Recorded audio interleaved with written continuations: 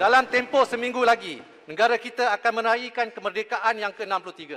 Sebagai sebuah negara berdaulat, pelayaran yang kita tempuhi bersama dalam tempoh 6 dekad ini tidak sunyi dari gelora.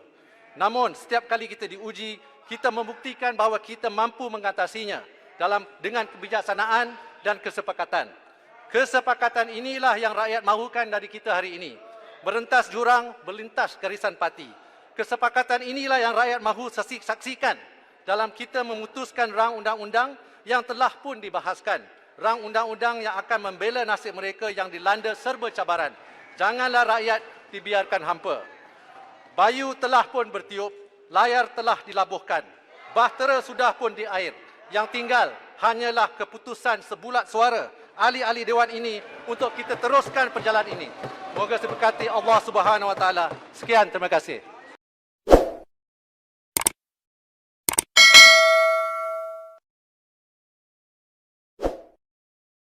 Izinkan saya untuk merakapkan ucapan terima kasih kepada semua ahli-ahli yang berhormat yang telah mengambil bahagian di dalam perbahasan rang undang-undang langkah-langkah sementara bagi pembiayaan kerajaan penyakit coronavirus 2019 COVID-19 2020. Ramai ahli-ahli yang berhormat telah mengambil bahagian, iaitu Yang Berhormat Port Dickson, Beruas, Batang Lupa, Bagan, Baling, Kinabatangan, Gopeng, Tanjung Karang, Batu Sapi, Padang Terap, Kota Raja, Kelang, Beaufort, Batu Kawan, Lebah Pantai, Pasir Salak, Bangi, Pasir Mas, Kuala Selangor, Jelebu, Tebrau, Siduti, Segambut, Johor Bahru, Jempol, Beruas, Pontian, Bayan Baru, Grik, Kuala Kedah, Kota Samarahan, Hang Tuah Jaya, Macang, Batu Arau, Rompin, Setiu dan Muar dan juga Kanga.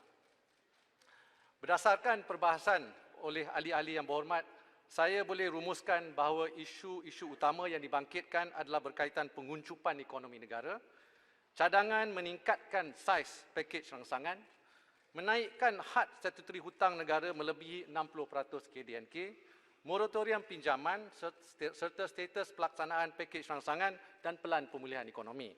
Saya akan cuba untuk menjawab persoalan dan pertanyaan oleh ahli-ahli yang berhormat mengikut isu-isu utama yang dibangkitkan. Isu pertama yang saya ingin jelaskan adalah berkenaan prestasi ekonomi negara berikutan impak post-krisis COVID-19.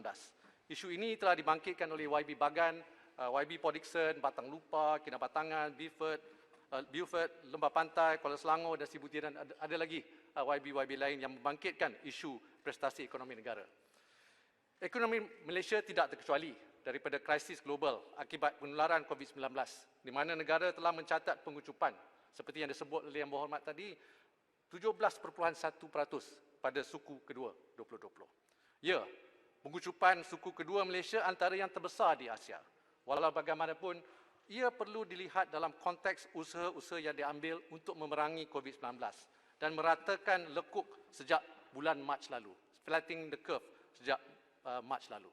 Secara umumnya, hubung kait kadar jangkitan dan pertumbuhan ekonomi adalah dengan izin inverse relationship. Dalam hal ini, Universiti Oxford telah membangunkan sebuah indeks yang mengukur tahap ketegasan kerajaan-kerajaan sedunia dalam mengawal penularan COVID-19 di negara masing-masing. Indeks ini mendapati bahawa tindak balas kerajaan Malaysia merupakan salah satu kawalan yang paling ketat di rantau ini. Ada pula beberapa negara yang tidak melaksanakan kawalan pergerakan penuh atau total lockdown dengan izin. Dan kita lihat ekonomi mereka kurang terjejas. Sebaliknya, jika kita lihat kepada statistik kadar jangkitan atau kadar kematian COVID-19 di negara-negara berkenaan, ia adalah tinggi. Di sini, penting untuk kita mengambil kira bahawa negara-negara lain seluruh dunia juga turut mengalami pengucupan dalam KDNK suku kedua 2020. Ini disebut oleh YB Bagan dan juga YB Port Dickson. Jadi saya tak payah ulanglah dengan negara-negara lain yang mengalami pengucupan yang sama. Yang Berhormat. Apakah maksudnya? Ini bermaksud Kerajaan Perikatan Nasional telah mengambil tindakan tegas yang diperlukan demi mengutamakan kehidupan dan keselamatan rakyat. Alhamdulillah, keadaan kini semakin stabil walaupun kita perlu sentiasa berwaspada. Yang Berhormat ingin beri laluan pada Yang Berhormat Pasir Salak. Boleh. Okey. Terima kasih. Boleh. Boleh ke saya habis satu lagi Okey. nak explain dengan izin ekonomi kita ni. Seterusnya, ahli-ahli yang berhormat sering menekankan angka pertumbuhan suku kedua negatif 17.1%. Tetapi mengapa tidak melihat pertumbuhan ekonomi secara lebih halus dengan izin granular? Kita dapat lihat sekarang bahawa ekonomi negara kita beransur pulih. Kadar pertumbuhan ekonomi bulan April adalah negatif 28.6%. Tetapi kadar ini bertambah baik pada bulan Mei iaitu negatif 19.5%. Dan bulan Jun pertumbuhan bertambah baik iaitu negatif 3.2%. Ini menunjukkan penambahbaikan ekonomi dari negatif 28.6% pada puncak penutupan ekonomi pada bulan April dan kini negatif 3.2% pada bulan Jun. Ini adalah penambahbaikan 25.4%. Silakan YB Arab. Untuk fungsi. Pasir Salak, sorry. Yang Berhormat Menteri, kita faham bahawa penguncupan ekonomi akibat daripada wabak coronavirus 19. Saya nak bertanya, sebelum itu, sebelum kita mengadakan lockdown dan sebagainya, pada tahun 2019, sebab apa ekonomi merudum dalam tahun 2019 semasa pemerintahan kerajaan Pakatan Harapan yang dikatakan oleh Kanga tadi, pelaburan asing begitu hebat dan ekonomi meningkat. Pelaburan kita naik selepas 5 tahun menurun. Ya, tapi saya tak tahu Menteri boleh jawab, adakah ekonomi kita meningkat, naik pada tahun 2019 semasa PH? KDNK kita naik 1.4 trilion untuk makluman Pasir Salak. Biarlah Menteri jawab. Tunggulah. Bila jadi Menteri besok kau jawab. YB Pasir Salak, I think fokus kita ialah mengenai KDNK sekarang pada negara ini, pada tahun ini. Tahun ini, Yang Berhormat Menteri, saya bangkitkan ini sebab Yang Berhormat Arau mengatakan pada tahun 2019, Kanga mengatakan bahawa pada tahun 2019, pelaburan asing begitu hebat sekali dan dengan sebab itu ekonomi Malaysia pada masa itu meningkat. Saya mempertikaikannya, tapi Yang Berhormat Menteri lebih tahu akan angka-angkanya. Minta komen sedikit. Jadi kadar KDNK 2019, 2018, 2017 is subject to dengan izin global economic condition. Ya. Jadi pada masa sekarang ini kita haruslah fokus kepada keadaan situasi semasa. Jadi mari saya sebut sedikit mengenai pemulihan ekonomi negara. Menteri, kalau jawapannya adalah KDNK, kita mengalami pertumbuhan 1.4 trilion pada tahun 2019 berbanding 2018 1.3. Yang Berhormat Menteri, itu maklumat. Terima kasih. Terima kasih. Terima kasih. Jadi baik saya fokus balik kepada RUU ini ya. Tuan-tuan Yang Dipertua, kedudukan ini jelas berlaku menunjukkan pemulihan ekonomi negara kukuh sebenarnya sejajar dengan pembukaan sektor-sektor ekonomi melalui pelaksanaan PKPP. Ini membuktikan kerajaan hari ini adalah sebuah kerajaan yang peka terhadap keperluan rakyat dan ekonomi dalam menghadapi situasi yang mencabar ini. InsyaAllah pertumbuhan ekonomi dijangka kembali pulih secara beransur-ansur terutamanya pada separuh kedua tahun 2020.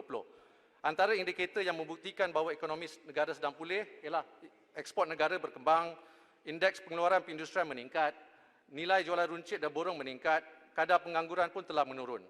Manakala pada tahun 2021, ekonomi dijangka pulih dan berkembang sekitar 5.5% hingga 8%. Agensi antarabangsa turut mengunjurkan ekonomi Malaysia akan kembali pulih dengan mencatatkan pertumbuhan sekitar 6.3 hingga 6.9% pada tahun 2021. Kerajaan akan terus memantau perkembangan ini dan menyemak semula unjuran KDNK menjelang belajaran 2021. Ini satu lagi isu yang hebat di debate pada di dalam Dewan Yang Mulia ini ialah dibangkitkan oleh YB Port Dickson, Bagan, Beaufort, Kinabatangan, Kota Raja, Kuala Selangor, Lebah Pantai, Gerik, Bayan Baru dan Kuala Kedah. Ini ada juga YB lain yang saya tak sebut. Ini ialah cadangan meningkatkan saiz pakej rangsangan. Soalannya, adakah saiz pakej rangsangan ini mencukupi? Ya. Malah ada juga cadangan supaya kerajaan menggandakan saiz pakej rangsangan daripada 45 bilion kepada 90 bilion ringgit. Pada mulanya, saya tertanya mengapa angka yang dicadangkan adalah 90 bilion ringgit dan bukan angka yang lain. Tetapi saya ambil semua ini sebagai satu perkembangan yang positif, iaitu secara prinsip kesemua ahli-ahli yang berhormat sama ada daripada pihak kerajaan mahupun pembangkang tidak membantah RUU COVID-19 ini dan sebaliknya ingin melihat jumlah rangsangan ekonomi ditambah.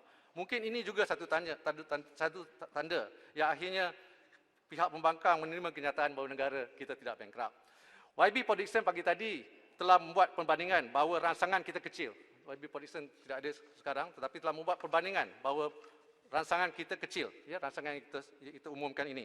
Tetapi pengucupan kita besar berbanding negara lain. Jawapan saya adalah seperti berikut. Pertama, rangsangan-rangsangan negara lain tersebut turut mengambil kira sumbangan ekosistem keseluruhan. Ini termasuk jaminan kerajaan, sumber institusi perbankan, insentif cukai masing-masing. Oleh itu, perbandingan yang dibuat oleh Yang Berhormat Port Dickson kurang tepat dan dengan izin not an apple-to-apple comparison dan telah menyebabkan kekeliruan. Sebagai contoh, Yang Berhormat Port Dickson menyebut bahawa pakej rangsangan Australia adalah 10.6% KDNK. Walau bagaimanapun, menurut data IMF, International Monetary Fund, angka ini merangkumi bukan sahaja suntikan fiskal langsung, tetapi juga dengan izin below the line measures, iaitu suntikan equity, pinjaman, pembelian aset dan lain-lain. Jika kita tidak mengambil kira below the line measures ini, angka pakej rangsangan Australia tersebut adalah 8.8% saja. Atas dasar pengiraan yang sama, kadar pakej rangsangan Indonesia hanyalah 2.4% KDNK, bukan 3.5%. Kadar Thailand 8.2%, bukannya 11.8%. Manakala Filipina hanya 2.2%, bukan 3.1%.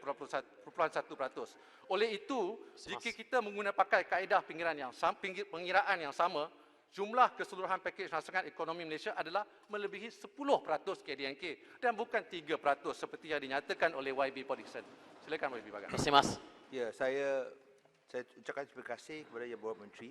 Tentu kita harapkan bahawa pakej rangsangan ini dapat digandakan kerana ia amat perlu dalam keadaan yang amat merunsingkan sekarang, di mana kita lihat bahawa bukan sahaja di Malaysia tetapi di seluruh dunia kita lihat pengucupan ekonomi yang amat ketara. Oleh itu, saya masih tidak faham mengapa pihak kerajaan tidak mahu menggandakan, kerana seperti yang disebut tadi bahawa punca ataupun sumber daripada tambahan ini adalah datang daripada pinjaman dalam pasaran domestik. Dan bolehkah Yang Berhormat menyatakan daripada 45 bilion suntikan dana ini, berapa banyak adalah dalam bentuk pinjaman daripada pasaran domestik, dan sekiranya kita pinjam lagi 45 bilion untuk menjadikannya 90 bilion, saya rasa sungguh pun mungkin dari segi peratusan hutang akan naik dan juga fiskal defisit akan naik, tapi ini amat perlu untuk menyelamatkan pekerjaan dan juga perniagaan. Terima kasih. Terima kasih Yang Berhormat Bagan. Saya nak jelaskan bahawa perbentangan RUU ini hanya melibatkan suntikan langsung, fiskal 45 bilion ringgit, kerana ia adalah sejumlah wang yang akan dibelanjakan daripada kumpulan wang disatukan. Namun seperti Yang Berhormat Bagan kata, kita sebenarnya ingin tahu bahawa keseluruhan rangsangan berapa banyak daripada kerajaan. Ya. Jadi betul, kerajaan 45 bilion ringgit suntikan fiskal daripada akaun yang disatukan ini. Tetapi kalau kita harus ingat bahawa keseluruhan rangsangan yang diperkenalkan kerajaan adalah 295 bilion ringgit, 295 dengan izin. Daripada jumlah ini, kalau kita tolak 150 bilion, ya, 100 bilion itu moratorium, lagi 50 bilion itu daripada air lestari EPF, totalnya 145 bilion. Kita tolak lagi 45 bilion ringgit suntikan fiskal, jadi tinggal 100 bilion ringgit. Yang 100 bilion ringgit ini ialah, this is dengan izin how IMF calculate juga untuk negara-negara lain. So termasuk inisiatif Bank Negara, JLC, agensi kerajaan, skim-skim jaminan seperti dana jamin dan sebagainya, SJPP, SRF, dan insentif percukaian. Sebagai contoh, ya, insentif percukaian pembiayaan bawah insentif pembiayaan bawah Bank Negara Malaysia bernilai 13.3 bilion ringgit, of which SRF adalah 10 bilion ringgit. Insentif cukai bernilai 8.5 bilion ringgit. Subsidi bil elektrik sebenarnya 2.6 bilion ringgit. Dan dana jamin 50 bilion ringgit. So apabila dikerjasama, mengikut definisi yang digunakan pakai oleh IMF, nilai suntikan sebenarnya 10% KDNK. Tapi saya tidak bermaksud sini kita tidak perlu belanja lebih. Just to give the right facts first. Oleh itu kita perlu ingat rangsangan bukan hanya 45 bilion ringgit, tapi hasil sumbangan seluruh kerajaan. Ya, yang 45 bilion ringgit ini on balance sheet. So inilah perbandingan yang adil dan setara atau apple to apple. Pendirian kerajaan YB Bagan dalam isu ini adalah jelas dan konsisten. Saya pernah menjemput banyak kali sebenarnya bahawa kerajaan sentiasa memantau situasi semasa dan jika ada keperluan, kerajaan bersedia untuk menambah jumlah rangsangan. Dalam hal ini, kesemua pakej-pakej rangsangan ekonomi adalah dynamic. We have to have dengan izin dynamic plan. Dan kerajaan sentiasa bertindak proaktif. Kita tidak harus melihat daripada jumlah yang dibelanjakan semata-mata, tetapi lebih penting apakah hasilnya, adakah ia kesan positif. Di sini saya nak huraikan beberapa perkara secara ringkas, secara ringkas. Pertama, jumlah suntikan fiskal langsung 45 bilion ringgit adalah hasil pemantauan, sesi libat urus dan juga penambahbaikan yang berterusan.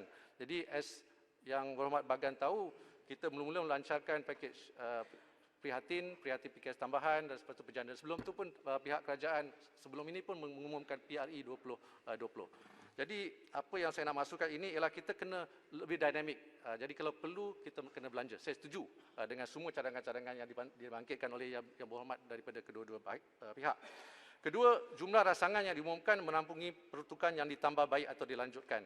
Jadi memang kita ada contoh, for example, sebagai contoh bantuan prihatin nasional. Masa kita umumkan ialah 10 bilion ringgit. Tetapi peruntukan lebih terpaksa dibuat, jadi peruntukan sekarang 11.2 bilion ringgit. Dalam RUU tersebut menunjukkan 11.2 bilion ringgit. Ini menunjukkan keputusan yang dinamik. Program subsidi upah juga ditambah baik di bawah penjana, ya, termasuk pelanjutan tempoh PSU selama 3 bulan. Mula-mula 3 bulan, lepas itu kita lanjutkan lagi 3 bulan. Ini tidak bermakna kita tidak boleh lanjutkan lagi, ya. Tapi kita kena buat secara berperingkat dan tengok keadaan semasa. Boleh Menteri? Sikit tentang lanjutan moratorium. Yang Hormat, YB Bagan Yang Hormat Menteri nak habiskan poin dia dulu. Okey, terima kasih. Okey, terima kasih ya. Habis jawapan YB Bagan. Ya. Bagi menjawab soalan mengenai isu yang dibangkitkan tadi, kerajaan sedang menimbang keperluan tambahan. Ini dibangkitkan oleh Bagan, Produsen dan juga Bangi. Kerajaan sedang menimbang keperluan tambahan untuk program subsidi upah dan mendapat makluman balas dari pihak perniagaan, terutamanya PKS. Diskaun bil elektrik pun seperti yang anda tahu, mula-mula kita umumkan bahawa prihatin 530 juta saja antara bulan April hingga September. Telah dilanjutkan pula sampai Disember 2020 untuk pengguna domestik termasuk di Sabah dan Sarawak. Selain itu, kerajaan juga telah menambah bantuan melalui bantuan prihatin elektrik. Jadi kosnya yang mula-mula itu 530 juta dah jadi 2.6 bilion ringgit. Ini termasuk juga dalam RUU itu 500 juta suntikan fiskal kerajaan. Dan selebihnya ditanggung oleh tenaga nasional dan juga entiti yang berkaitan. Silakan Yang Berhormat. Terima kasih Menteri.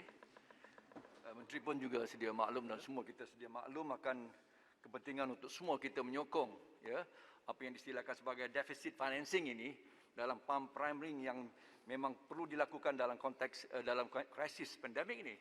Cuma yang dipertikaikan adalah persoalan jumlah, the quantum.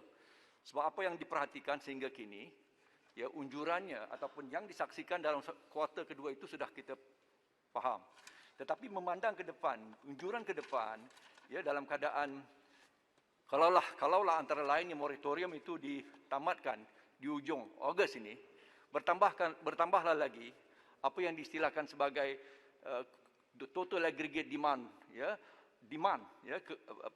permintaan rakyat, khususnya domestik dan sebagainya, akan terus terjejas. Kita tak dibantu dengan X minus M, contraction dalam perdagangan. Kita hanya ada faktor G, the G factor, ya, consumption. Kalau tak diizinkan, diberikan moratorium lanjutan itu, semuanya akan terjejas. Jadi persoalan besar adalah bagaimana persoalan government spending pump primary quantum itu diperlukan. Kerana apa?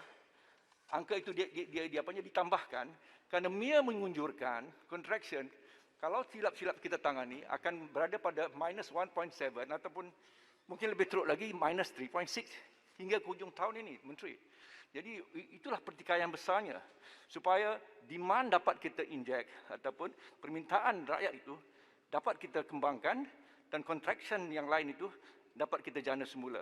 Jadi itu yang menjadi pertikaiannya hari ini. Terima kasih, Menteri. Tolong jawab. Saya yang hormat. Saya tak sebut tadi sebenarnya suntikan kita ialah 100 bilion. Suntikan fiskal. Bukan sahaja daripada kerajaan tetapi juga bagi government agency yang lain seperti bank negara. Dan juga seperti yang disebut oleh YB Berhormat tadi, memang GDP ialah C plus I plus G plus X minus M. Ya. Dan di sini kita lihat bahawa GDP kita affected, terkesan kerana apa yang telah terjadi di seluruh dunia kerana pandemik COVID-19. Jadi kita juga harus ingat bahawa pakej prihatin dan penjana ini belum berakhir sebenarnya dan masih berterusan. Ada yang bersifat one-off seperti BPN, Bantuan Prihatin Nasional, Grant Khas Prihatin, e-Penjana, Bantuan Pelajar IPT. Ini pelaksanaannya dah 96%. Tetapi masih ada lagi yang mengambil masa 3 hingga 6 bulan seperti subsidi upah yang saya sebut tadi. Ini mencapai tahap lebih kurang 51%, iaitu tahap pertengahan pelaksanaan. Ini inisiatif ini masih dibuka untuk permohonan sehingga hujung September dan akan berakhir bulan Februari 2021. Yang saya sebut tadi dengan YB Bagan, kalau kita perlu tambah, kita akan mengkaji dan kita akan menambah. Inisiatif juga ada yang bersifat long term. Ini long term yang ada GDP multiplier impact juga. Ini prestasi secara keseluruhannya adalah pada tahap antara 20 hingga 50%. Bergantung kepada jenis program. Studi GDP multiplier ini penting. Seperti saya setuju dengan Yang Berhormat tadi. Jadi untuk makluman Yang Berhormat, apa yang dilakukan oleh kerajaan sekarang ialah untuk fokus kepada spending. Lanjutan moratorium, Menteri.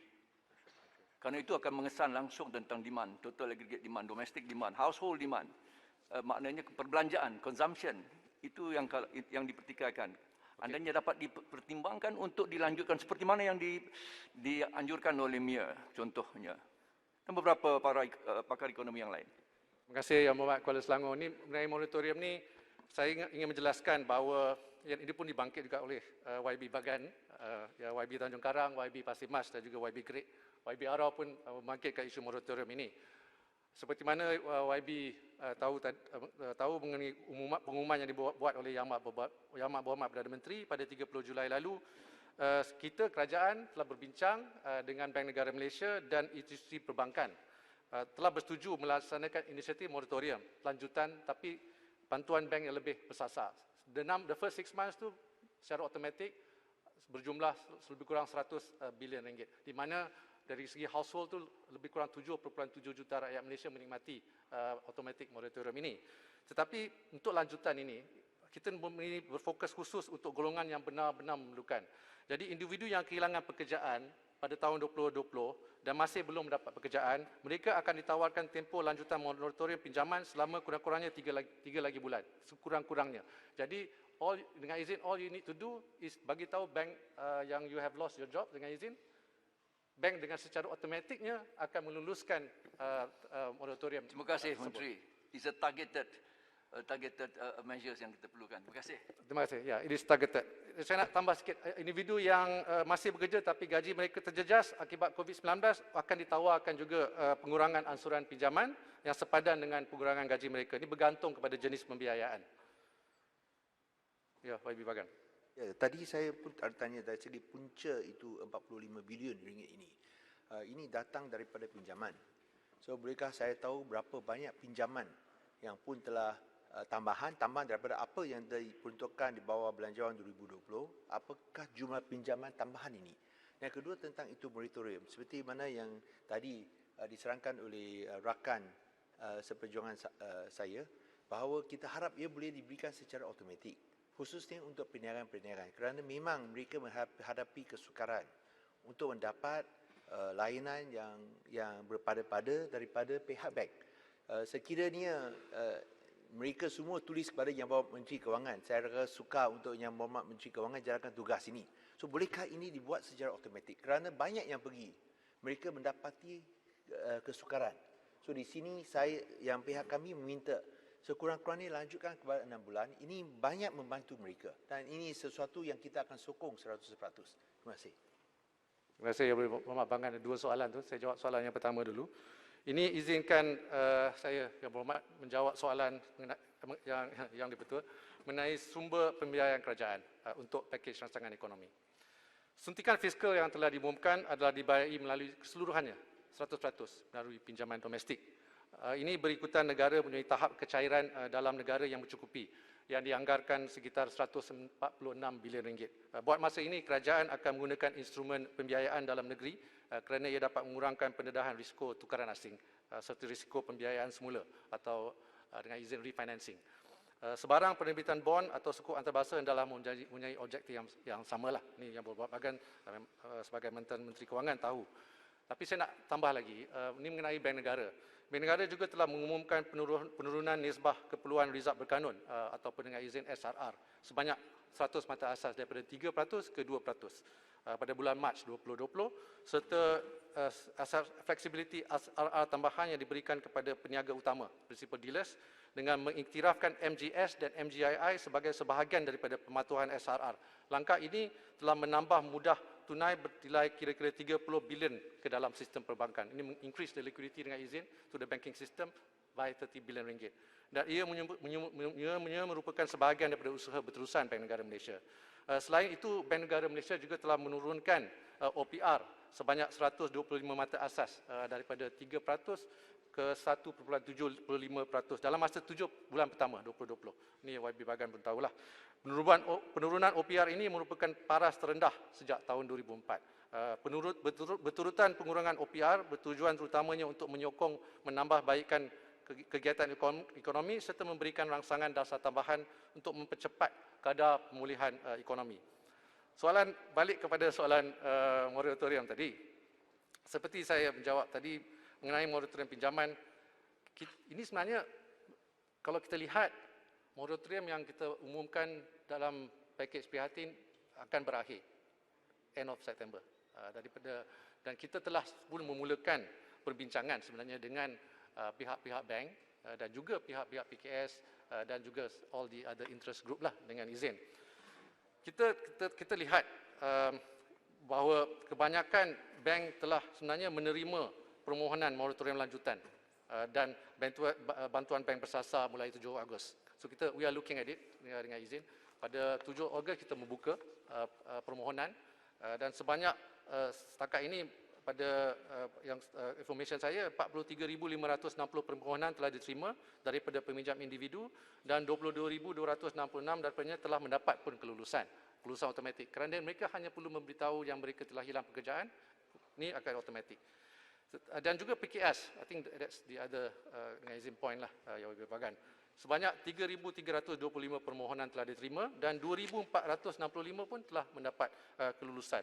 Jadi saya nak berkongsi sedikit ini. Pada masa yang mencabar ini, kemampuan bank untuk menyediakan penampungan yang secukupnya amatlah penting bagi membolehkan mereka menyerap kemungkinan pinjaman terjejas ataupun NPL yang lebih tinggi. Oleh yang demikian, bantuan bersasar ini memastikan usaha terus tertumpu demi manfaat peminjam yang betul-betul terjejas. Ini juga bagi memastikan bank terus berupaya memberi pinjaman kepada isi rumah dan perniagaan untuk menyokong pemulihan ekonomi. Ini adalah penting supaya tanggungjawab bayaran balik pinjaman terus dibuat oleh mereka tidak terjejas dan berkemampuan. Ya, ini penting supaya tanggungjawab bayaran balik pinjaman mesti dibuat oleh mereka yang tidak terjejas dan berkemampuan. Ingin saya menasihatkan orang ramai yang tiada kekangan kewangan untuk segera melunaskan hutang dan usahlah bertangguh-tangguh. Pembayaran balik hutang mereka mampu akan menyokong aktiviti pinjaman baru untuk rakyat dan perniagaan. Saya YB Kubang Pasu. Pontian. Kubang Pasu Okay, YB Pontian. Sorry. Tak nampak saya. Ya, Mana dulu? Antara saya dulu ke Kubang Pasu dulu? Saya dulu. Antara yang popular, memanglah moratorium itu antara yang popular yang dikendaki oleh rakyat. Ada satu lagi yang cukup popular ialah bantuan prihatin nasional. Kalau kita pergi ke mana-mana, kita tanya ingin lagi atau tidak, tentu mereka ingin lagi. 11.2 bilion kepada 10 juta rakyat. Adakah YB Menteri bercadang untuk memberikan bantuan prihatin nasional 2.0? Itu soalan pertama. Kita tahu KDNK menguncup Mac, April, Mei ini, minus 17.1%. Antara sebabnya ialah sektor pembinaan minus 44.5%. Soalan saya ialah bagaimana tentang projek-projek ECRL, Pen Borneo, MRT, setakat mana penerusannya? Selain daripada itu, kita lihat projek kecil cuma 4 bilion yang YB Menteri bagi. Itu adalah sedikit. Kalau kita lihat projek kecil ini penting untuk kami di kawasan. Terima kasih. Kalau boleh dinaikkan 4 bilion jadi 10 bilion misalnya. Terima kasih Yang Berhormat Pontian. Dalam prihatin sebenarnya sebanyak 13 dalam prihatin kita mengumumkan sebanyak bantuan prihatin nasional sebanyak 10 bilion ringgit. Tapi seperti saya sebut tadi, jumlah yang disburse adalah 11.2 bilion ringgit. Ini total, jadi sehingga 14 Ogos agihan BPN nilainya 11.14 bilion ringgit dan jumlah penerima 10.6 juta. Sama ada ini akan diteruskan lagi, kita akan mengkaji dan akan watch closely dengan izin keadaan semasa. Mengenai kontrak-kontrak kontrak kecil ini yang berjumlah 4 bilion ringgit, seperti yang saya sebutkan sebelum ini di dalam penggulungan perbahasan diraja, penggulungan diraja, titah diraja, sebanyak setakat sehingga 14 Ogos ni data terbaru, sehingga 14 Ogos sebanyak 3.4 bilion ringgit telah disalurkan sebenarnya kepada kementerian. So masih ada lagi wang yang belum lagi disalurkan daripada jumlah 4 bilion ringgit. Maklumat pelaksanaan ini dikemaskini oleh kementerian dan juga agensi pelaksana melalui sistem iPantau dan laporan mingguan status pelaksanaan juga dikemukakan kepada Yang Amat Berhormat Perdana Menteri dan di Majlis Tindakan Ekonomi. Harap minta penjelasan sikit, Muhammad. Terima kasih. Terima kasih di atas penjelasan yang Muhammad bagi tadi, soalan pada Pontian. Tapi saya kita minta supaya yang pertama digahkan, diwawarkan supaya timbul rangsangan ekonomi.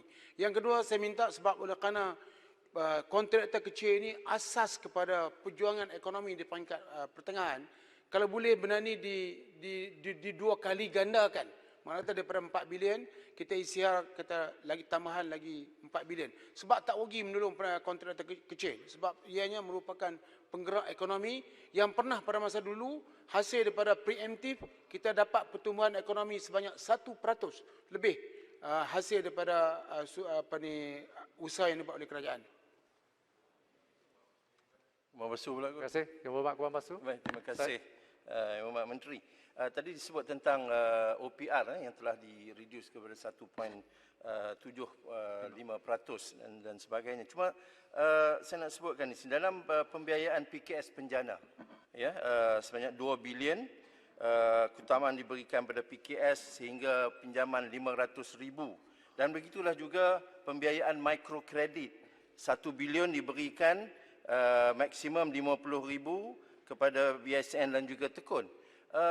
Soalan saya ialah kenapa kita nak letakkan kadar faedah ataupun keuntungan yang diambil 3.5% padahal OPR kita dah turunkan sampai 1.75%. Kalau kita nak bantu Yang Berhormat Menteri, kita bantu all the way. Macam di Singapura mereka hanya kenakan 0.1% saja keuntungan ke atas pinjaman yang diberikan kepada mikrokredit dan PKS ini. Terima kasih. Terima kasih Yang Berhormat Kubang Pasu.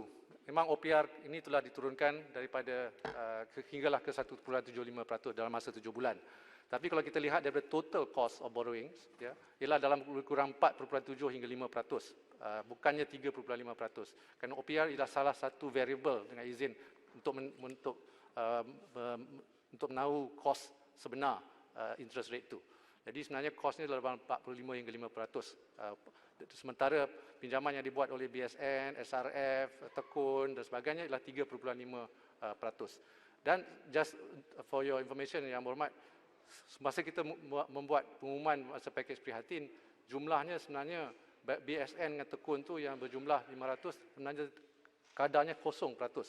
Semua masa penjana itu kita naikkan kepada 3.5% kerana melihat kos. Ini juga tidak mahu melibatkan menjadi moral hazard kepada peminjam-peminjam. Tapi kita akan membantu sebanyak mungkin kepada mereka yang memerlukan. Sama juga dengan pembiayaan PKS penjana yang di dalam RUU ini yang berjumlah 2 bilion ringgit. Ini daripada kerajaan sendiri. Yang SRF tu daripada Bank Negara 10 bilion ringgit. Dan Menteri, BSN kalau boleh saya dengan celah. Tekun ialah 1.1 bilion ringgit. Menteri, kalau boleh saya dapatkan sikit. Kuala Selangor. OPR memang baik, ia monetary policy, tetapi monetary policy juga ada kekangannya, ada constraint-nya, ada dia punya limit batasannya. Cuma yang nak saya tanya adalah what will be the effective rate yang akhirnya dikenakan ke atas peminjam. Itu yang lebih penting. Kadang-kadang OPR pun tidak dapat membantu. Terima kasih. Effective rate yang akan dikenakan kepada peminjam, sekiranya peminjam memohon pinjaman daripada BSN atau Petekun ataupun SRF di mana inisiatif-inisiatif yang diumumkan di bawah pakej prihatin dan pejana ialah 3.5%. Dan juga ini kita melalui Cagamas dan SJPP juga membuat jaminan kepada pinjaman-pinjaman ini sebanyak 80%. Terima kasih YB. Kalau boleh, Yang Berhormat, saya nak Tuan Datuk Yang Pertua, saya nak teruskan. Tuan Menteri, Pasir Mas satu lagi. Pasir Mas. Isu moratorium. Okay. Saya telah bangkitkan isu LPSSA, kenapa tidak dimasukkan juga dalam pakej moratorium? Terima kasih.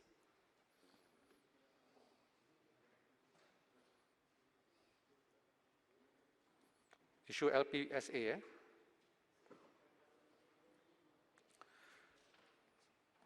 Terima kasih Yang Berhormat Pasir Mas. Mengenai LPPSA ini, kerajaan telah sebenarnya mengeluarkan kenyataan mengenai perkara ini dan tidak memberi moratorium secara automatik, memandangkan pejabat awam menerima gaji sepenuh seperti biasa. Selain itu, kerajaan terus membantu pejabat awam melalui bonus khas, BPN dan sebagainya. Namun kerajaan sedar ada yang mungkin mempunyai pasangan yang terkesan dan memerlukan bantuan bagi meringankan beban aliran kewangan.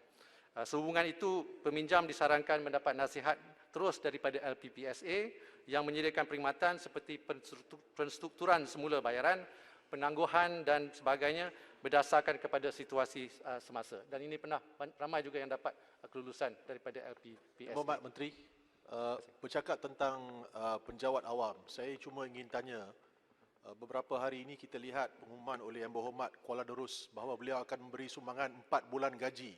Sudahkah kementerian menerima wang itu? Yang lain je. Jelutong. Kita tolak je jelutong. Terima kasih Yang Berhormat Jelutong. Ini kita lihat sebab ia boleh membantu rakyat juga. So saya ingin tahu adakah beliau ikhlas? Adakah wang itu telah pun diterima? Ada apa-apa komitmen dari Yang Berhormat Kuala Darus? Tunggulah masa. Tuan kena bagi juga. Okay, Yang Berhormat Jelutong, saya tidak ada jawapan untuk soalan itu. Datuk Yang di-Pertua, saya nak teruskan sesi pengulungan ini bagi menjelaskan isu yang dibangkitkan sekali lagi oleh Yang Berhormat Bagan, Beaufort, Jelebu, Lebah Pantai dan beberapa ahli Yang Berhormat yang bertanyakan, tadi YB Kanga pun tanya juga tadi, berkaitan cadangan untuk kerajaan menaikkan had statutory melebih 60% KDNK. Ya. Untuk maklumat ahli Yang Berhormat, sehingga Jun 2020, kedudukan hutang kerajaan persekutuan adalah 854.1 bilion ringgit atau 57.7% KDNK. Namun berdasarkan pengiraan had statutory, ia mencatatkan 53.2% KDNK, masih di bawah had 55%. Kerajaan menganggarkan hutang kerajaan persekutuan berdasarkan pengiraan had statutory pada akhir 2020 adalah sekitar 56% KDNK, iaitu sedikit melebihi 55% setelah mengambil kira keseluruhan pakej rangsangan dan pelan pemulihan ekonomi yang 45 bilion ringgit ini. Ia juga bergantung kepada prestasi perbelanjaan pakej ini. Ini bermakna selepas mengambil kira suntikan fiskal 45 bilion ringgit berdasarkan had 60%, kerajaan masih mempunyai ruang pinjaman tambahan dalam 4%. Ini bersamaan dengan 60 bilion ringgit ataupun setiap 1% itu ialah lebih kurang 15 bilion ringgit berdasarkan KDNK of 1.5 trilion ringgit. Boleh minta sikit Menteri? Ada soalan lanjutan saya tadi daripada ini. Kalau kita masukkan sekali dengan off budget punya expenditure dengan izin, berapakah jumlah hutang kita berbanding KDNK?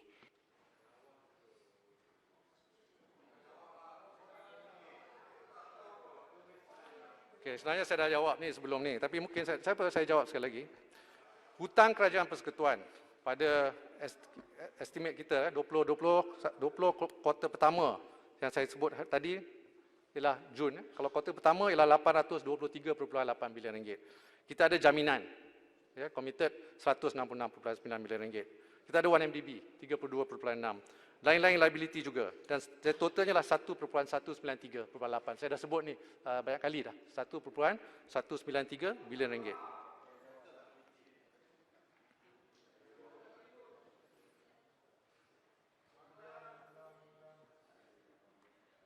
Kalau boleh saya sambung, YB? Tak, maksud saya itu yang semasa. Tapi kita tadi bercakap tentang unjuran sebab kita buat ini. Itu suku pertama 2020. Ya, betul. Itu suku pertama. Tapi bila kita cakap tadi, kita mengunjurkan tadi takkan lebih daripada 60% dalam tempoh kita melaksanakan langkah sementara ni. Jadi dalam unjuran pada yang akhir tahun ini, pada akhir tahun ini 56%. Tapi kita cadangan had statutory hutang ke-60 seharusnya mencukupi buat masa ini. Meningkatkan paras hutang dengan ketara ini akan memkompromi kedudukan kewangan kerajaan buat jangka masa pendek dan sederhana. Kita kena menyedari sumber ini adalah sumber pinjaman seperti saya jawab pada YB Bagan tadi. Apa yang kita pinjam hari ini perlu dibayar balik di masa hadapan. Tentu sekali yang akan membayarnya nanti adalah anak-anak dan cucu-cucu kita. Terima kasih Menteri. Lagi satu saya nak jawab juga Datuk Yang Pertua, ada beberapa YB yang bertanya mengenai krisis ini jangan terlalu gusarlah terhadap tahap penerapan negara ataupun rating agency. Jangan risaulah rating agency ini, YB Bagan, YB Podixon dan banyak lagi YB yang membangkitkan ini. Saya setuju bahawa kita tidak boleh terlalu obses dengan penerapan. Ya. Keutamaan kerajaan adalah melindungi rakyat dan perniagaan. Walau bagaimanapun kita tidak boleh lupa bahawa penerapan mencerminkan keyakinan pelabur ke atas keupayaan dan daya tahan sesebuah ekonomi. Penerapan ini juga punya kesan domino yang signifikan ke atas ekosistem dan kewangan negara, termasuklah kadar tukaran asing, kos pembiayaan, pelaburan langsung asing, FDI, pasaran dan aliran modal serta prestasi dagangan. Lagi satu soalan saya nak jawab, pasal ramai yang bertanya ialah mengenai bond samurai ini. Ya? Bond samurai. Menteri, berkenaan dengan... Ini tadi yang berhormat Menteri Kewangan kata hutang ni banyak, kita kena bayar, bukan anak cucu kena bayar. Saya nak tanya langkah pendek ini, adakah kemungkinan kerajaan akan menimbang mungkin naikkan cukai-cukai baru untuk menampung ini? Dan daripada bajet kerajaan ini, yang mana lebih baik, AST ke atau GST? Yang berhormat Menteri, kalau boleh okay, berkenaan perkara ini. Saya jawab dulu. Perkara yang sama. Ada berkaitan. Oh, berkaitan. Kerana dalam ucapan saya sudah nyatakan kerajaan mengatakan bahawa dana atau kumpulan wang COVID-19 ini merupakan satu langkah sementara. Tadi Menteri sudah menjawab hutang ini akan berlarutan. Jadi apa maksudnya ini dana sementara yang akan dibubarkan pada 31 hari bulan Disember 2022. Jadi maksudnya ini saja dana sementara tapi kesannya berlarutan. Kerajaan tak boleh membayar balik dalam 2 tahun ini jumlah 45 bilion ini. Okey, mari saya jelaskan beberapa soalan-soalan tadi. Semasa perbentangan belanjawan 2020, sebenarnya kerajaan telah mengumumkan unjuran hasil mengenai GST ataupun SST atau hasil kerajaan lah, ya, Yang Berhormat. Hasil kerajaan persekutuan bagi tahun 2020 diunjurkan sebanyak 244.5 bilion dengan andaian harga minyak mentah lebih kurang $62 setung. Namun krisis pandemik COVID-19 telah memberikan impak yang besar kepada kedudukan kewangan kerajaan persekutuan.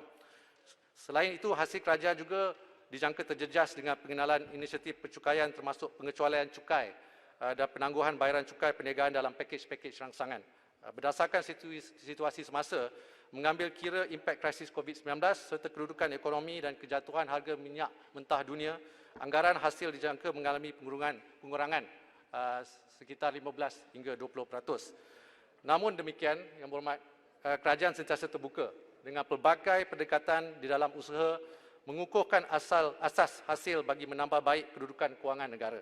Sebarang cadangan termasuk GST untuk memperkenalkan cukai baru perlu diperinci dan diteliti untuk melihat impaknya kepada kos sara hidup rakyat serta kos menjalankan perniagaan. Proses libat urus secara inklusif juga perlu diadakan supaya sebarang pengenalan cukai baru dapat difahami dan diterima rakyat, terutamanya berkenaan kepentingan dan kebaikan sesuatu cukai yang dilaksanakan. Selain itu, kerajaan juga akan terus melaksanakan pendekatan dengan mengkaji semula sistem percukaian semasa.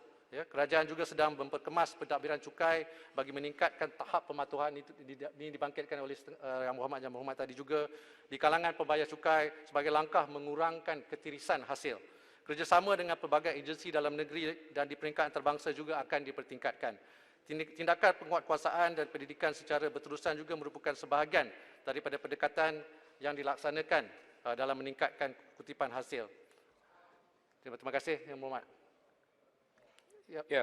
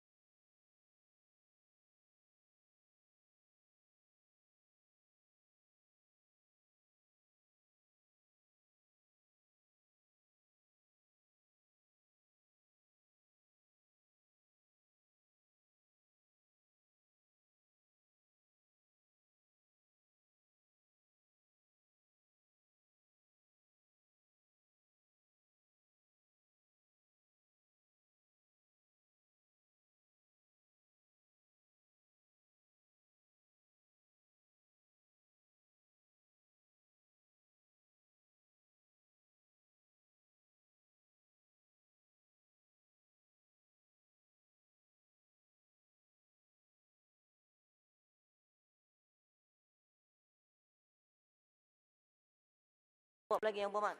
Okey, saya akan jawab banyak soalan sebenarnya. Ya. Ini soalan YB Bifford, YB Batu Sapi dan YB Sibuti ini telah membangkitkan juga soalan ini tentang pembayaran bantuan prihatin.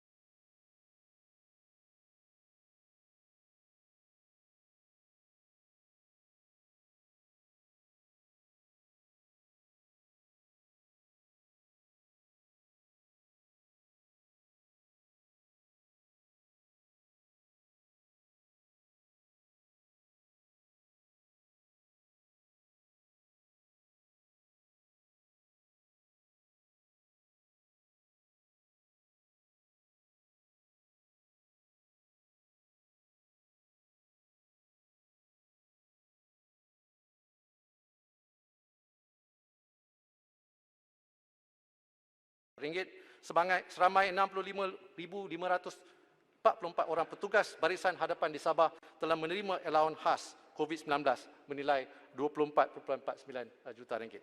Jadi total ya YB ialah 1.6 bilion ringgit kepada rakyat Sabah. Ini Yang Berhormat Menteri boleh selesaikan 5 minit? 5 minit? Boleh selesaikan dalam masa 5 minit? Okay. Yang lain-lain boleh dijawab secara bertulis. YB Menteri, okay. Ada soalan daripada YB Bagan sebelum ini membangkitkan perolehan secara tender terbuka. Soalan saya, adakah kaedah-kaedah tender yang ada dan semasa pemerintahan kerajaan PH, ada tak tender secara rundingan terus diadakan? Berapa bilangan dan jumlahnya? Ada banyak.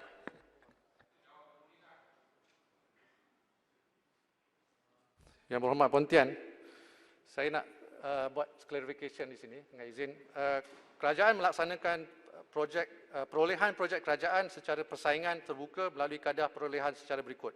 Secara sebut harga atau tender terbuka atau tender terbuka prakelayakan. Namun begitu, bagi keadaan tertentu, kaedah perolehan secara rundingan terus dibenarkan dengan kelulusan Kementerian Kewangan. Dibenarkan berdasarkan kriteria berikut. Perolehan bekalan perkhidmatan melibatkan keperluan mendesak yang mana jika perolehan tersebut tidak dilaksanakan dengan segera, ia boleh memudaratkan dan menjejaskan perkhidmatan serta kepentingan negara. Keperluan penyeragaman bagi memastikan kesesuaian penggunaan ataupun dengan izin compatibility antara barangan sedia ada dengan barangan baru yang diperolehi. Satu punca bekalan atau perkhidmatan, iaitu pengeluaran produk atau penyediaan perkhidmatan hanya boleh dibekalkan daripada satu sumber sahaja. Keselamatan strategik, ya, yang melibatkan perolehan item atau perkhidmatan demi keselamatan. Kontrak dengan syarikat pembuat manufakturer Bumi Putra yang memenuhi semua syarat kelayakan. Dalam perkara ini, Kementerian perlu mengemukakan permohonan perolehan secara rundingan terus berdasarkan kriteria di atas kepada Kementerian Kewangan bagi mendapatkan kelulusan sebelum perolehan boleh dilaksanakan sebagai langkah kawalan. Jadi nak menjawab soalan tadi, saya bagi the background first lah, ya, dengan izin. Untuk makluman Dewan Yang Mulia ini, semasa pentadbiran sebelum ni, terdahulu, sejumlah 101 projek atau perolehan yang bernilai 6.61 bilion ringgit telah diluluskan secara rundingan terus oleh Kementerian Kewangan. 6 bilion? Astaghfirullahaladzim. Banyaknya 6 bilion, 100 lebih projek. Oh, temerang betul, PH. Minta bagi senarai dan juga penerimanya nanti. Bagan. Oh. YB Menteri, saya tak berapa dengar. Menteri, Berapa projek tadi? 100. Menteri ulang balik lah, tak dengar. 100 berapa projek? Menteri minta ulang balik tadi, tak berapa Tak clear berapa kat sini. dengar. Yang rundingan terus masa zaman PH. Minta senarai penerima. 6.6 bilion berapa projek Menteri? Terkujut kami. Tak berapa dengar saya, minta maaf. Tak apa. Ulang balik. Ulang balik. Ulang balik. Dia bagan nafikan. Direct nego tu 6 Ya. bilion tu kami nak Runding senarai. terus zaman PH. Dibentangkan kepada kami semua. Okey, saya ulang balik jumlahnya. Sejumlah 101 projek atau perolehan yang bernilai 6.61 bilion. Hebat Bagan. Hebat. Bagan hero lah. Telus. Inilah dia telus Bagan. Hebat. First class lah. Bagan jawab. Silakan Yang Berhormat Menteri. Untuk yang betul izinkan saya mengakhiri. Minta jalan. Silakan. Yang Berhormat Menteri. Tolonglah bangun, tolong. Saya terbuka sekiranya Yang Berhormat nak berikan senarai. Itu tender-tender yang diberikan bukan secara tender terbuka. Kalau kita lihat jumlah yang diberikan secara tender terbuka jauh lebih besar. Dan ini tertakluk kepada syarat-syarat yang Kita nak tahu yang sebut itu tadi. saja. Kita nak senarai penuh kita nak tender. tahu. Mereka yang Kita nak Kita beri peluang kepada Yang Berhormat Bagan. Silakan. seperti yang disebutkan tadi oleh Yang Berhormat. Ia adalah dalam syarat-syarat Bagi pada kroni ke? dan ini Kita diberikan nak 101. di bawah Direct nego kelulusan- tu diberikan kepada kami semua. Ini Beri juga peluang pada diberikan Yang di Berhormat bawah Bagan. kelulusan Payahlah pihak jawab lah kabinet Menteri. Terus jawab Menteri. dan juga daripada peraturan yang sedia ada. Kita tak ada apa jawab lah. kerana Bagan ini cakap adalah perse, TAP keadaan perse. yang dinyatakan. Perse macam mana pun ada, lundingan terus. Tak apa. Kita beri peluang pada Yang Berhormat Bagan. Rakyat Malaysia Terpulang kepada Yang Berhormat untuk besar dinyatakan. di atas pembohongan yang Apakah telah Rakyat dilakukan ini. dekat Slim River kena Dan- tahu. 101 kes. Yang Berhormat. Yang Berhormat, Yang Menteri Berikan sila tamatkan. 6.61 bilion. Saya Yang Berhormat teruskan. Bagan ya. Nah, biar Menteri menjawab je lah, tak payah Bagan lu. Seminit. Akan memang Ya, tidak saya- mengakunya. Mati pun tidak mengaku. Pun beri Kan peluang. sampai bila? Yang Berhormat. Yang Berhormat. Jelutung, tolong. Yang Berhormat Bagan silakan. Saya nak selesaikan perkara ni Ya. ya. Saya seperti yang saya sebut tadi Yang Berhormat. Tahniah pada Bagan, tahniah. Untuk Tolong. nyatakan apakah projek yang diberikan secara direct award.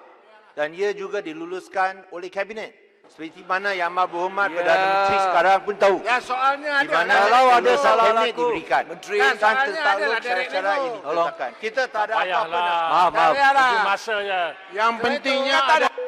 Maaf. Yang Berhormat Bagan tolong. dari Ya. segi jumlah kontrak yang diberikan berbanding dengan yang diberikan secara tender terbuka dan berbanding dengan secara direct award. Sekarang berbanding yang dengan dulu. pentingnya Kita tak ada apa-apa nak sembunyi. Terima kasih. Ada direct nego. Yang Berhormat Menteri Kewangan. Telah berbohong dengan rakyat Malaysia. penjelasan. Kononnya mereka hanya buat Adakah semua. Pohon semua bawa bertenang. Yang Berhormat Menteri Kewangan sila habiskan perbahasan pengulungan ni. boleh Perkara dapat ni penjelasan. rakyat kena tahu Datuk Tadi Dipertua. kontrak-kontrak yang Rakyat diberikan kena tahu secara di luar penjelasan sana. saya Zaman Pakatan syarat-syarat Harapan. yang Mana dengan tabung haji? Kes tabung haji. Barisan Nasional. Macam mana dengan kes tabung haji? Rakyat Syarat-syarat. kena tahu. Tolong. Yang Berhormat semua. Yang Berhormat, tolong. Yang Berhormat Menteri Kewangan, sila tamatkan perbahasan. Dato' Yang Dipertua, izinkan saya, Yang Berhormat, izinkan saya mengakhiri ucapan saya ini. Nak dapat penjelasan. Saya bawakan benarkan. Bukan macam Barisan Nasional. Saya tak benarkan pencerahan lagi. Yang Berhormat Menteri Kewangan, silakan. Dato' Yang Dipertua, Maklumat Menteri penting sudah telah bagi tahu, terbongkar. Ini tender secara celah terus. Kalau ada salah laku, award secara SPRM boleh terus. masuk. Kita sedang perbahaskan rang undang-undang COVID. Yang Berhormat Menteri Kewangan, sila tamatkan pengulungan. Kalau menteri suruh bagi jawapan, dia mesti jelaskan adakah ini Tapi syarat-syarat Yang Berhormat Menteri, peraturan dia dah jelas. yang Ya, lu sabarlah. Kerajaan Barisan Nasional. Tolong bagi secara bertulis Kita kepada nak kami. barang yang betul. Kami nak semua secara perkhidmatan senarai boleh. direct Menteri nego mesti tu bagi secara tahu bertulis. Tender terbuka. Tender Bukan yang diberikan Tolong, sila tamatkan. Dah lah, okeylah. Sudahlah, Menteri Kewangan. Tak payah layan lah. Okey. Tak Tak payahlah mana-mana pihak nak tolong. Tak payah tolong. Saya Tak payah nak tolong bagai. beri peluang pada Yang Berhormat Ketua Pembangkang. Saya setuju supaya semua senarai kontrak tanpa tender dihebahkan kepada awam. Dan sama ada semasa Pakatan Harapan atau masa Pakatan... Tak. Kita nak sama Pakatan Harapan. Sebab Pakatan Harapan panggil kami pencuri. Kami semua pelompak. Jadi kami nak zaman Pakatan Harapan tu dulu. Saya bukan menteri. Menteri di depan saya. Menteri Perikatan Nasional di depan saya. Biar dia jawab. Siapa saya nak kena jawab? Saya tanya, minta penjelasan. Saya Kalau minta ada penjelasan. Okey. Saya rasa Yang Berhormat hebat semua. Yang Berhormat Menteri Kewangan mempunyai lantai percakapan. Dipersilakan Yang Berhormat Menteri Kewangan supaya kita boleh tamatkan pengulungan. Mesti tulus, Silakan. transparent, Menteri, bagi Menteri jawapan. Yang Berhormat, saya kata saya apa Menteri berikan Kanan Yang Berhormat Menteri Kewangan. Ni floor Menteri Kewangan. Sila. Jawab. Ni ikut peraturan mana ni? Laluan. Ikut peraturan mana ni? Tak percaya ke? Tak percaya Menteri Saya. Kewangan? Ini ikut budaya mana ni? Menteri Kewangan boleh jawab sendiri. Menteri Tak Kewangan payah. boleh jawab. Tak Tak payah payahlah Menteri tunjuk Kanan. act kat sini. Seminit, Duduklah seminit. Gomba, duduk. Sila. Duduklah, duduk. Speaker bagi Duduk. Ini bukan new normal. Yang Berhormat Gombak. Duduklah Gomba. Semua, Yang Berhormat Gombak. Seminit. 1 minit, silakan. Terima kasih Datuk Speaker. Kemudian Yang Berhormat Menteri Kewangan tamatkan pengulungan. Ya. Ini perkara yang dibangkitkan oleh Port Dickson mengatakan kita menteri-menteri sepatutnya menjawab. Kita ada Menteri Keuangan memberikan butiran bukti yang jelas bahawa di zaman PH pun berlaku perkara yang sama.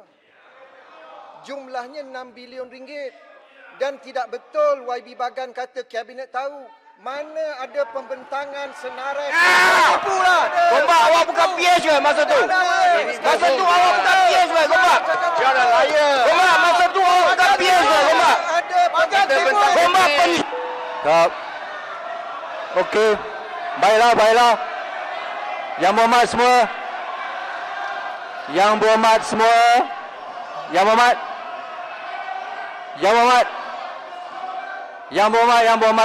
tolong duduk. Tolong. Yang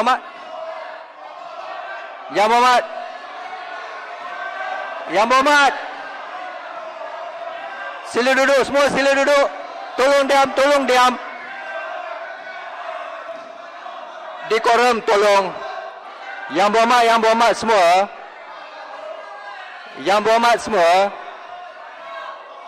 Yang Berhormat Menteri Kewangan, sila teruskan.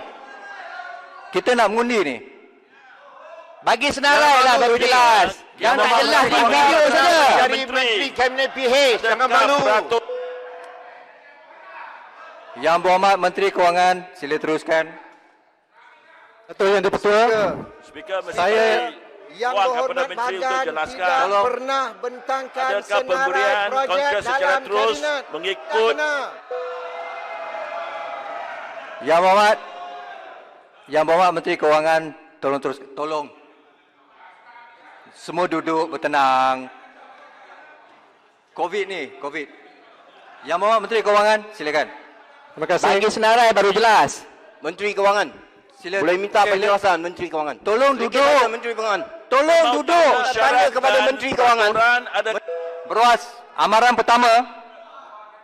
Amaran kedua, duduk. Duduk. Amaran ketiga, duduk. Saya mau kamu keluar dewan sekarang. Keluar dewan sekarang sehingga besok baru boleh datang. Saya beri amaran pada semua, siapa saja yang buang masa, saya usir keluar dewan sekarang. Yang Berhormat Menteri Kewangan, sila teruskan. Yang Berhormat Beras, tolong keluar. Tolong keluar. Yang Berhormat Menteri Kewangan, tolong teruskan. Speaker, be fair. Duduk. Speaker, stand back. Duduk. Duduk. Yang Berhormat Menteri Kewangan, tolong.